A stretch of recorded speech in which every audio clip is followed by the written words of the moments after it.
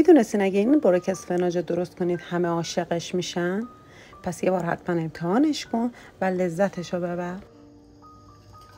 پیازایی که ریز خورد کردیم سرخ میکنیم. قارچ رو اضافه میکنیم و یه مقدار آب لیمو میریزیم برای سیاه نشدن قارچ ها.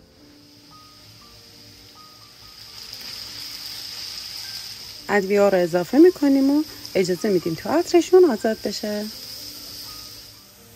اسفناجایی که از قبل پختیم هم اضافه میکنیم. حالا نیاز داریم به یه دونه خمیر هزالا.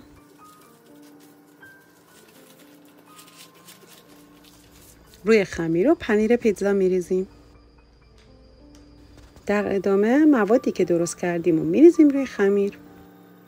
توی این مرحله اگه دوست داشته باشید میتونید دوباره پنیر اضافه کنید روی موادتون که من این کار رو نکردم.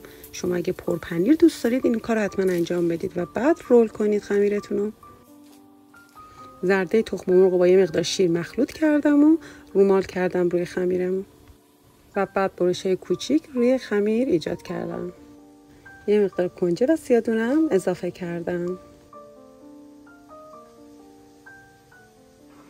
و بعد داخل فر از قبل گرم شده گذاشتم و این همه از نتیجه برک خوشمزمون.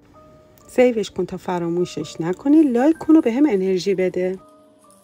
اگه دوست داری ویدیوهای آشپزی منو ببینی همین الان کانالمو سابسکرایب کن و زنگوله رو بزن تا هر تایمی که ویدیو گذاشتم ببینی.